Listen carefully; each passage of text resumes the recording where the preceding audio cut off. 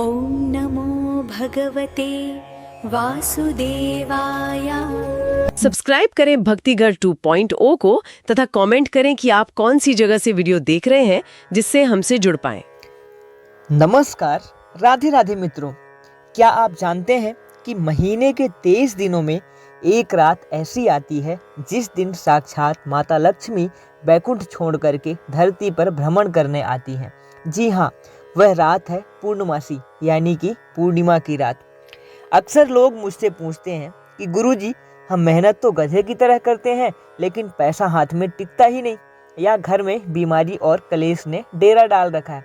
तो कान खोलकर सुन लीजिए, अगर आप गरीबी, कर्ज और दुर्भाग्य से थक चुके हैं तो कल का दिन आपके लिए किसी वरदान से कम नहीं है। दोस्तों, ये सारी चीज़ें मैंने शास्त्रों से इकट्ठा करके आप लोगों के समक्ष लेकर के आता हूँ। तो अगर आप चाहते हैं कि माता पार्वती का और माता लक्ष्मी का आशीर्वाद आप सबके ऊपर बना रहे तो चैनल को सब्सक्राइब करिए, और आप कौन सी जगह से वीडियो को देख रहे हैं ये भी हमें कमेंट में ज़रूर लिखिए। कल पूर्णिमा है और शास्त्रों में लिखा है कि पूर्णिमा के दिन गौ माता के अंदर 33 कोटि देवी देवताओं की शक्ति अपने चरम पर होती है।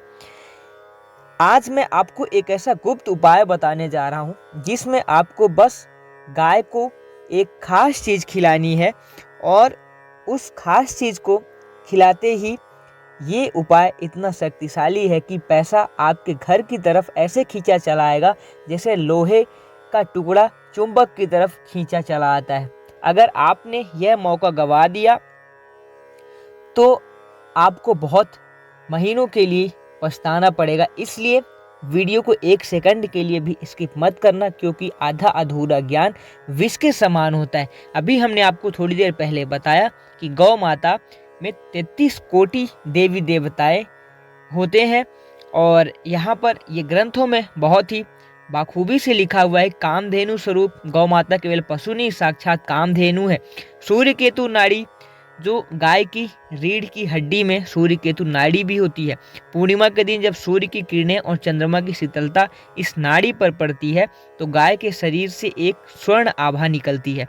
इसका परिणाम होता है कि इस समय की गई सेवा से सकारात्मक ऊर्जा सीधे आपके भाग्य में प्रवेश करती है। वो गुप्त उपाय जो कुबेर का खजाना खोलेगा। बाजार से कुछ नहीं लाना है, ये उपाय आपकी रसोई में ही छिपा है और आपको बस तैयार करनी है महालक्ष्मी भोग रोटी। हमारे वेदों में पूर्णिमा को पूर्णता का प्रतीक माना गया है। इस दिन चंद्रमा अपने 16 कलाओं से युक्त होता है। चंद्रमा मन का कारक और माता लक्ष्मी धन की देवी है। ज्योतिष शास्त्र कहता है कि पूर्णिमा के दिन चंद्रमा को जल तत्व का प्रभाव सबसे ज़्यादा होता है। यहाँ पर सामग्री अभी मैं आपको आगे चल करके बताने वाला हूँ। और गौ माता कौन है? अभी हमने आपको यहाँ पर बताया कि गौ माता केवल पशु नहीं है, वो साक्षात कामधेनु का स्वरूप है। भगवान कृष्ण ने स्वयं कहा है कि जो व्यक्ति पूर्णिमा के दिन गौ माता की सेवा करता है उसके हाथों की लकीरें मैं स्वयं बदल देता हूँ। वैज्ञानिक रूप से भी देखा गया है कि गाय की रीढ़ की हड्डी में सूर्य केतु नाड़ी होती है। जब पूर्णिमा के दिन सूर्य की किरणें और चंद्रमा की शीतलता इस नाड़ी पर पड़ती है तो गाय के शरीर से एक स्वर्ण आभा निकलती है। जब आप उस समय गाय को वह गुप्त चीज़ खिला रहे होते हैं तो सकारात्मक ऊर्जा सीधे आपके भाग्य में प्रवेश करती है। अब ये जो अभी मैंने आपको बताया कि सारी चीज़ें, अब यहाँ पर ये जो लिखा हुआ है कि वो गुप्त उपाय जो कुबेर का खजाना खोलेगा, आपको बनानी है महालक्ष्मी भोग रोटी बनानी है। तो इसके लिए हम कैसे करेंगे, इसका पूरा विधि क्या है, तो ये विधि देखिए हमने आपके लिए यहाँ पर विधि लाया हुआ है और सामग्री भी हमने आपके लिए यहाँ पर इकट्ठा की हुई है। आप इनको देखिए। तो चलिए अब नोट कीजिए उस महा उपाय को। आपको अपने घर की रसोई में ही सामग्री तैयार करनी है। आपको बनानी है महालक्ष्मी भोग रोटी, लेकिन ये साधारण रोटी नहीं है। इसे बनाने की विधि आपको ध्यान से सुनना है। पहले नंबर में आता है आटा। सबसे पहले थोड़ा सा आपको गेहूं का आटा लेना है। गेहूं सूर्य का प्रतीक है जो मान सम्मान देता है। दूसरा है, यहाँ पर आपको दिख रहा है कि दूध या गंगा जल लेना है। तो इस आटे को पानी से नहीं गूंथना है, इसे आपको थोड़े से कच्चे दूध या गंगा जल मिला करके गूंथना है। दूध चंद्रमा का प्रतीक है और सूर्य और चंद्रमा का मिलन राजयोग बनाता है। अब देखिए इसके बाद हमारा अगला है कि हल्दी और यहाँ पर शक्कर, और यहाँ पर शक्कर की जगह में आप गुड़ भी ले सकते हैं। गुड़ नहीं है तो आप शक्कर ले सकते हैं। अब यहाँ पर देखिए ये जो अभी हमने बताया, इस आटे में एक चुटकी हल्दी मिलाना है, और हल्दी देवगुरु बृहस्पति का कारक है जो घर में शुभता और विवाह के योग लाती है। और शक्कर या फिर गुड़, अंत में आटे के अंदर थोड़ा सा आपको गुड़ भर करके एक मीठी लोई बना लेना है। गुड़ मंगलवार और मंगल ग्रह को मजबूत बनाता है जो कर्ज से आपकी मुक्ति दिलाता है। तो ये दोनों चीज़ें हल्दी और गुड़, आपने इनका भी उपाय समझ लिया। अब देखिए अब इस आटे की एक रोटी बना लेना है, और ध्यान रहे रोटी को जलाना नहीं है, इसे प्रेम से पकाना है। और जब रोटी सिक जाए तो उसके ऊपर शुद्ध देसी घी लगाएं। घी जो है वो शुक्र ग्रह यानी कि शुक्र ग्रह का प्रतीक होता है। तो आपकी जादुई पोटली तैयार हो चुकी है, रोटी गुड़ प्लस हल्दी और यहाँ पर घी। तो इस तरीके से हमारा ये तैयार हो चुका है। और यहाँ पर देखिए दरिद्रता नाशक इसको ग्रंथों में बताया गया है कि रोटी को दरिद्रता नाशक कहा गया है, जो कि आपके दरिद्रता का नाश करता है और लक्ष्मी के योग को तैयार करता है। अब यहाँ पर अब बात आती है कि अब जो यहाँ पर सही समय ही सफलता की चाबी है, इसको खिलाना कैसे है हम ये समझते हैं कि एक व्यक्ति गाय के पास जाता है और हाथ जोड़ता है, गाय को रोटी खिलाता है। ये सब करते हैं, लेकिन ये जो आपने जादुई रोटी बनाई हुई है, जादुई पोटली, और जिस दिन का मैंने आपको बताया महत्व, तो उस दिन और सिर्फ रोटी बना लेने से काम नहीं चलेगा, उसे खिलाने का समय और तरीका ही वो चाबी है जो कुबेर का खजाना खोलेगी। सही समय यह उपाय आपको पूर्णिमा के दिन सुबह ब्रह्म मुहूर्त या फिर शाम को गोधूली बेला यानी कि जब सूरज ढलने का समय होता है उस समय में करना है। दोपहर में अगर आप करते हैं तो ये उपाय फलदायी तो होता है, लेकिन उतना फलदायी ये उपाय नहीं होता है। अब यहाँ पर आगे चलते हैं कि स्पर्श और यहाँ पर संकल्प हम जानते हैं कि स्पर्श में हम देखते हैं कि सबसे पहले गाय के पास जाना है। रोटी खिलाने से पहले गाय के मस्तक को अपने हाथों से सहलाना है। शास्त्रों में लिखा है कि गाय के मस्तक में ब्रह्मा का वास होता है। ये सारी चीज़ें हमने शास्त्रों से इकट्ठा की हुई हैं, जिनको आप देखते भी चले जाइएगा और नोट भी करते चले जाइएगा। दूसरा, मन ही मन आपको प्रार्थना करना है और अपना नाम और गोत्र बोलना है, और माता लक्ष्मी से कहें कि हे माँ, मेरे घर की दरिद्रता दूर करो और धन का भंडार भर दो। जैसे कि हमने आपको यहाँ पर हमारे लिखा हुआ है शास्त्रों में, वो चीज़ मैं भी आपके समक्ष लेकर के आया हूँ।